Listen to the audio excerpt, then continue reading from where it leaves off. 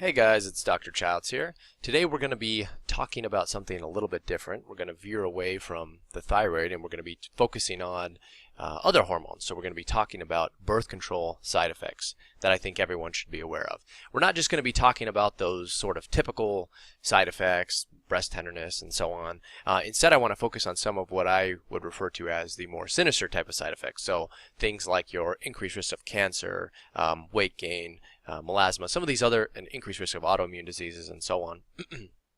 Some of these I think are not really discussed for many with many women before they start taking birth control pill, and yet we have plenty of studies to show that these are real issues. So I want to talk about that. Before I do, I want to talk about the way that I look at birth control pills and oral contraceptives and why I think that they're a problem and what the big problem is with them. And I think what that really has to do with is how these pills impact the normal hormone system in your body. And what blows me away is that most women do not even understand what they're doing. They think, or at least perhaps it's sold to them in this way, that these pills are somehow balancing their sex hormones in their body, when that isn't true at all. What is happening is you are taking a synthetic man-made hormone, which doesn't look like, well, it looks similar, but it's not the exact same as the hormones your body produces. So you're sticking this abnormal, sort of funky, manipulated version of estrogen and or progesterone, depending on which medication you're taking. And what this is doing is these hormones are completely shutting down your normal hormone production of estrogen and progesterone in your body. And so they're taking over, the synthetic versions are taking over for the real versions. And what this does is it completely interferes with the hypothalamic pituitary ovarian axis. And that's another story. We're going to talk about that a little bit as we talk about the side effects, but you need to be aware that this is what's happening. So they are not bringing balance to your hormones. What they're doing is they're completely shutting down the normal hormone system that you have.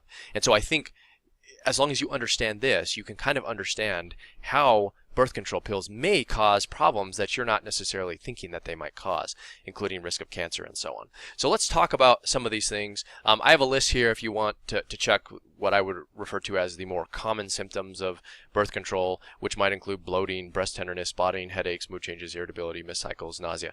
I'm not really talking about those. Those are technically associated with many birth control pills. Again, I want to focus on some of the more nuanced side effects, which are very real, but still I would describe as much more intense than those. But not quite as common, I would say. Well, kind of depends on what you're looking at, and we'll talk about those numbers in a second.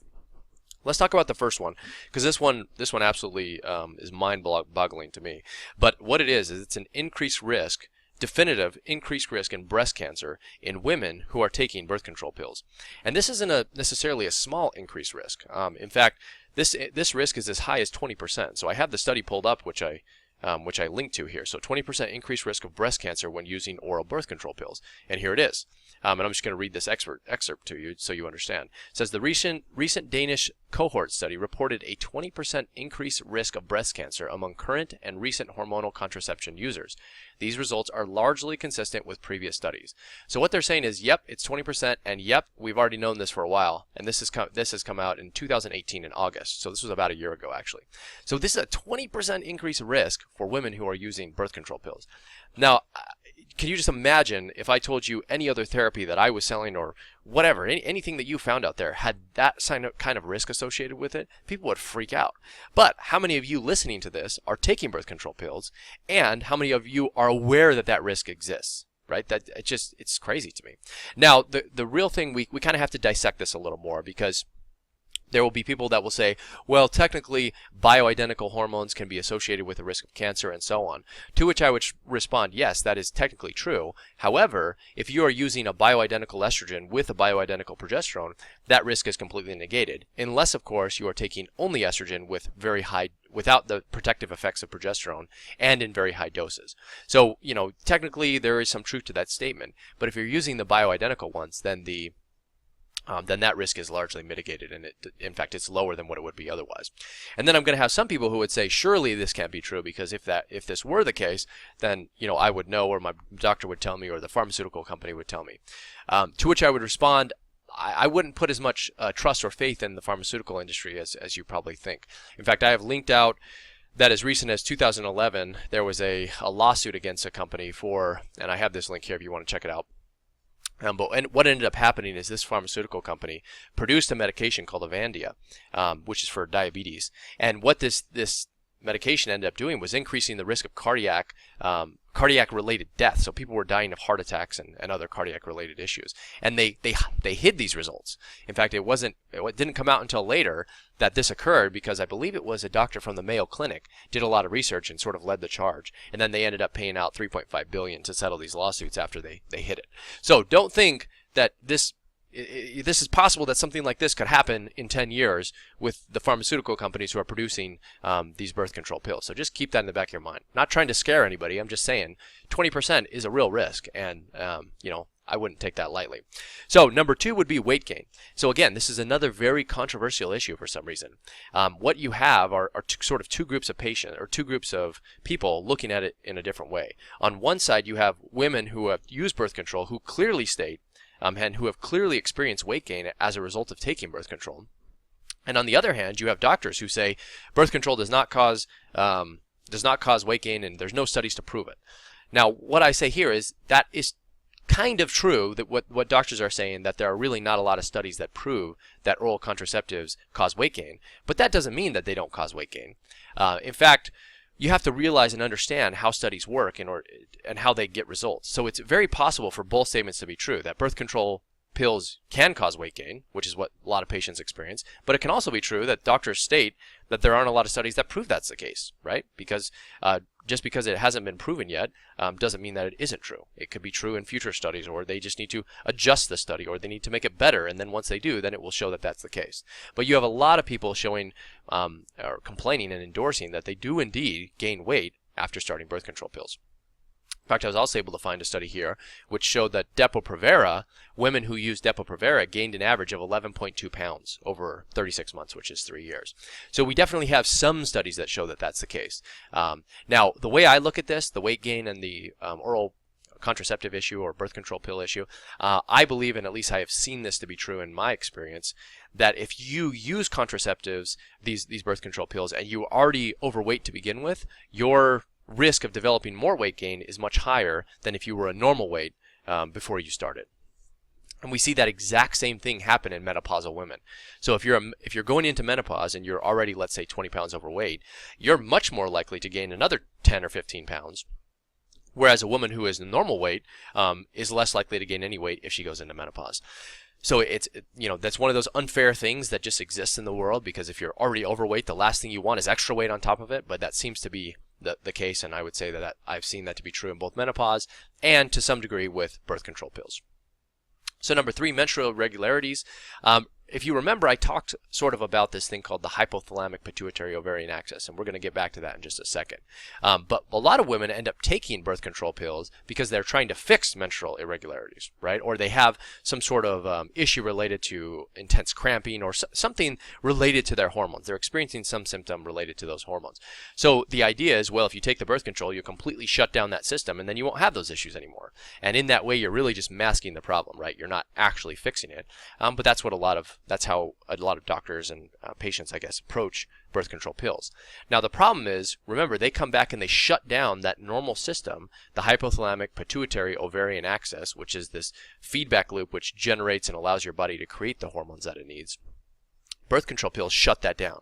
Now, the problem is, the shutting down or the incomplete shutting down or the over shutting down of this thing can result in extra or some symptoms relating menstrual irregularities. So you can get breakthrough bleeds even when you're taking it, or you can end up having issues when you go off of it.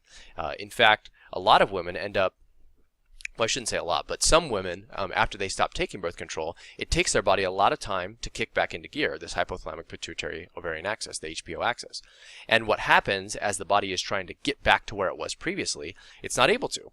And it results in infertility in women who go off the pill, and they are not able to actually have their normal ovulatory cycles for many months, potentially.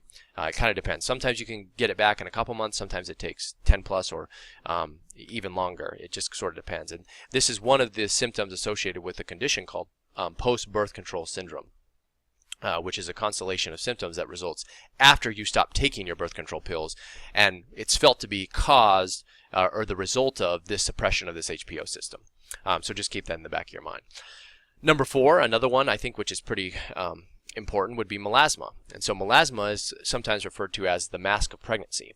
And it is a condition in which you develop a hyperpigmentation of the skin, typically in the facial area. And so you can kind of see in this picture here, this sort of demarcated dark line here, so all on the cheek down here, this would be the melasma, and it's this hyperpigmentation.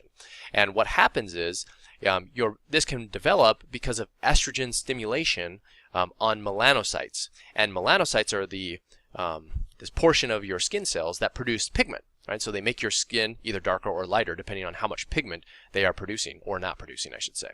And so estrogen tends to stimulate these melanocytes. Now, if it does that, it can cause hyperpigmentation in this area that you're seeing here. It can cause it in other areas too, by the way, but we're talking about melasma. We typically talk about the face. And so normally this occurs in pregnancy when estrogen levels increase just naturally, right? They just naturally increase during pregnancy as a protective effect on the child. But remember, the birth control pills, they sort of act in a similar way, right? They're not really estrogen molecules in your body, although they kind of look like it. But they are still stimulating the estrogen receptors on certain cells. So if you flood your body with a lot of oral contraceptives or these man-made synthetic estrogens, they can latch on and activate the receptors in your skin, which may result in symptoms of excess estrogen, and in this case, melasma. So the question is, how common is this? Now, I have some studies linked to here that you can click on and look at, but these studies suggest it might be high as 24% of patients who take birth control have some degree of melasma. Now, just because you take it doesn't mean you'll get it quite as bad as this particular patient here, but maybe to some degree that it exists, maybe to the point where it's not even noticeable in that 24%. I have kind of a hard time believing that it's that high in everybody, but I don't see a lot of patients on birth control. In fact, most people come to me to either get off of it or because they're dealing with the consequences of stopping it. And so I sort of have a biased view in that way because I don't put a lot of people on it.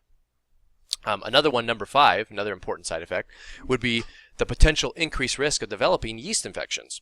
Now, when I refer to yeast infections, I'm talking about all types, and well, not all types, but predominantly I'm talking about oral or thrush, which is the sort of white, hairy overgrowth of yeast in your tongue and in your mouth area.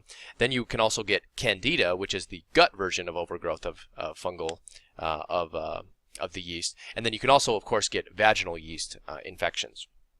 So these are all caused by a similar species, which is usually referred to as Candida. It can be other things as well, but we typically refer to it as Candida. And for some reason, it seems to be that women who take birth control pills have a much higher risk of developing all of these types of condition compared to women who are not on it. And there's a lot of issues for this. You probably heard of a lot of cleanses and diets and therapies targeted at clearing up Candida. And the reason for that is simple. It can result in all sorts of symptoms ranging from acne to depression to food cravings to weight gain to abdominal bloating and so on. A lot of serious and not life-threatening but quality of life threatening symptoms can occur as a result of Candida infections. And so I think it's still a big deal. Number 6 would be an increase in autoimmune diseases. So there's another big one.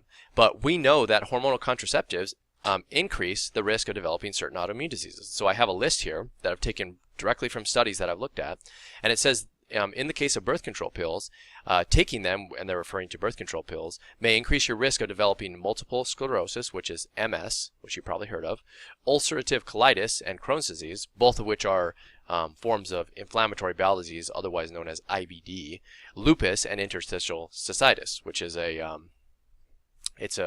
don't know if it's technically classified as an autoimmune disease, although that classification might have changed, but it causes basically what are the symptoms of recurrent urinary tract infection. Even though it technically isn't an infection, it's more of an inflammatory response in that area. But it's very difficult to treat and difficult to deal with. Now, interestingly enough, oral contraceptives seem to provide some protective benefit to developing hyperthyroidism. So you actually are less likely to develop hyperthyroidism and Graves' disease. But on the other hand, even the low-dose progesterone-only birth control pills that doctors will try and get you on have been associated with eczema, contact dermatitis, alopecia, acne, and hives. So these are all other conditions that you really don't want to be developing. They're mostly related to the skin here, but alopecia certainly is still an autoimmune disease as well. And they all are impacting your immune system in some way. So you should definitely be aware that that's the case. I would say that if there's any alternative and you already have an existing autoimmune disease, then you should try that alternative before you get placed on the birth control pills. Last, I don't want to focus too much on this because I think most doctors actually do talk about that, talk about this one, and that is the risk of developing blood clots as a result of taking birth control pills. So most doctors won't even prescribe birth control pills to women who are smokers because of that increased risk associated with smoking and the development of blood clots anyways. And so this is well known. It just so happens that estrogen has a stimulatory effect on the coagulation in the blood, and so the more estrogen you take, the more likely you are to develop clots. And then the clots can develop in your legs and they can go to your lungs, and that would be a pulmonary embolism.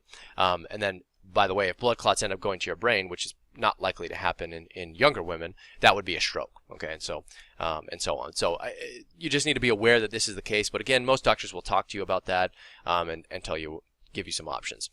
So I wanted this video to mostly focus on those side effects because I think they're very concerning, and perhaps the most concerning.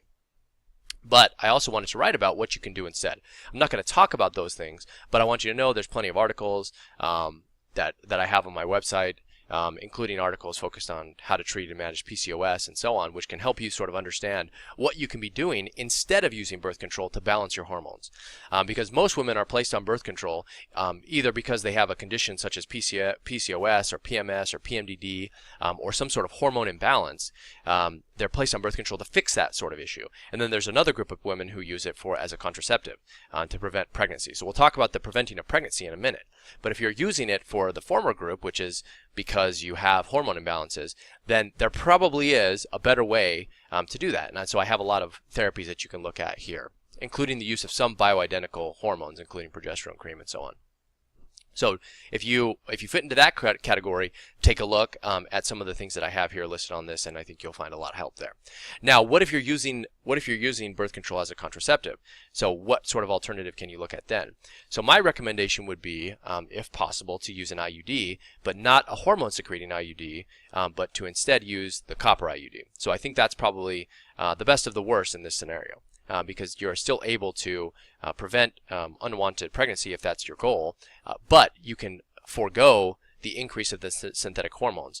Now, there are a couple IUDs. One of them secretes hormones, and that's known as the Mirena, and the one that does not secrete any hormones, and it just is a mechanical disruptor of the uterine, and it prevents implantation, or the uterine lining, that's known as the copper IUD. Now, most doctors, for whatever reason, they love to give the Mirena when they talk about the IUD. In fact, it almost seems that the word IUD has become synonymous with the Mirena, not with the copper IUD. So if you go to your doctor and you want to use it in the setting of contraceptive, or as a contraceptive, then you're probably going to have to ask for the copper IUD by name, because your doctor is probably going to automatically think you want the Mirena instead. So just be aware of that. Again, the copper IUD is not perfect, but the studies show that it has a similar, it prevents pregnancy at the same rate as the Mirena does. So there's no real issue there. So it still is just as effective as the Mirena, but it doesn't come up with all the side effects that we're talking about here, simply because it doesn't secrete and pump hormones into your body. So again, you can read about that here. If you do decide to use the copper IUD, then I'd probably recommend that you also use some zinc, and zinc can help balance that sort of copper, because invariably there will be some copper that gets absorbed into your body as you keep it there. So that's pretty much it. There's a lot of information that we could have gone over that I just sort of skimmed over. But if you're taking birth control pills, if you're worried about it, if you're thinking about it, if you don't even know what to do, then I would recommend that you take a look at this article. I have I think about 20 resources to the articles about the claims that I make in here, so you can look at all those up and see what I'm talking about. I'm not just making this stuff up.